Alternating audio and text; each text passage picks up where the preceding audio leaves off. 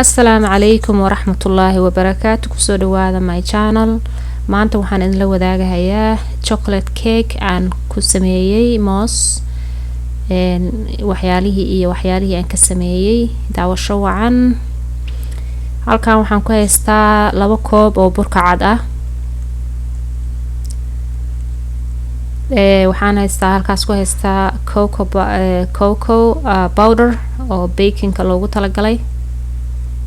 halkaas ayuu ku jiraa waa chocolate ka geedka laga sameeyo oo asagana ka yimid chocolate ayaan haystaa halkaa ku haystaa koobka halfkiis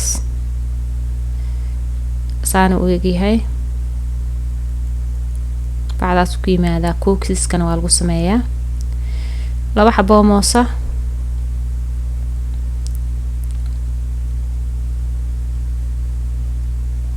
waxaan haystaa koob sokora 2 xabo ukuna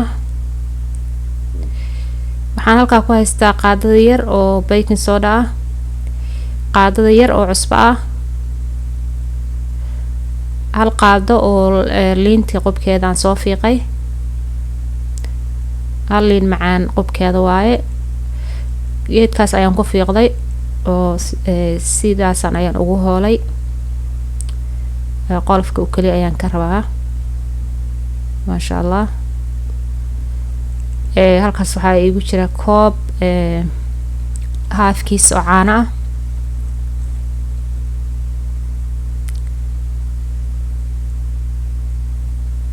insha Allah waxaan isku darayaa inta qalalan baa horta isku darayaa halka baking soda iyo cusbadii ayaan ku darsaday burkii 2 koob ahaa cocoa powderkiina ayaan ku soo darsaday hadda waan isku qasayaa oo si fiican ayaan isku dhexgelinayaa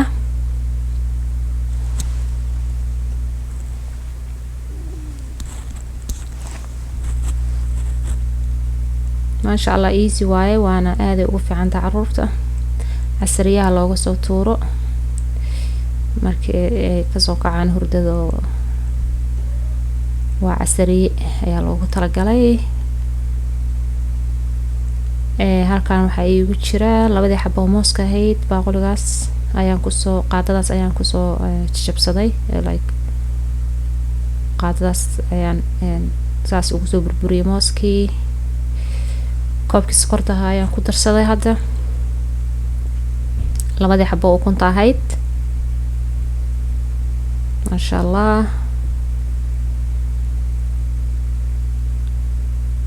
waa easy simple and easy si fiican ayaa isku qasayaa burkii iyo macnaha mooskii iyo ukuntii ayaan si fiican isku dhexgelinayaa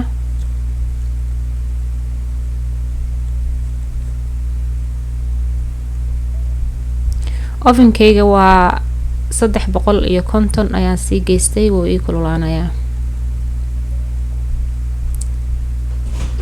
waxaan ku darayaa koobkiis caano ayaan ku soo daray caanihii ayaan ku macnaha hadda aan isku qasayaa marka si fiican hadana isku dhexgelinayaa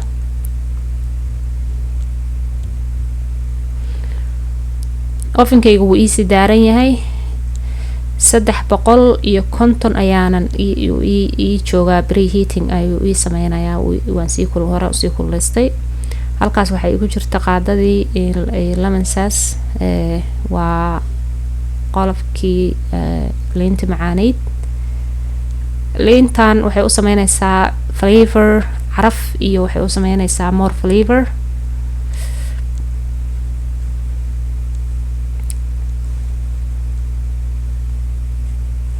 maasha Allah hadda waxaan ka bedelanayaa whiskiga waxaan ku bedelanayaa spatula-kaas qaadadaas aan marka u bedelanayaa hadda waxaan ku darsanayaa dry ingredient-gii burkii iyo cocoa-gii iyo cusbadii iyo baking soda-gii ayaan ku soo daray hadda si yar oo fudud ayaan marka isku dhexgelinayaa anigoona xoog isticmaalaynin haddii aad xoog isku daydo inaad macnaha xoog aad isticmaasho ama machine aad ku qasto waxa laga yaabaa inay ka adkaadaan oo sidaa rabta kuguma soo baxayso.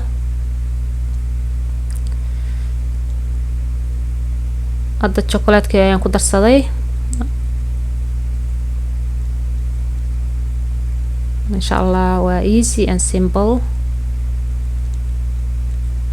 saliida aniga gadaal ayaan uga darsaday markii aan ku daray wax walba ayaan saliidii gadaal uga daray sababtoo ah weelka inay iiga soo macnaha si waxay iga dhigaysaa smooth oo shiny iga dhigaysaa markaa sidaas sameeyo.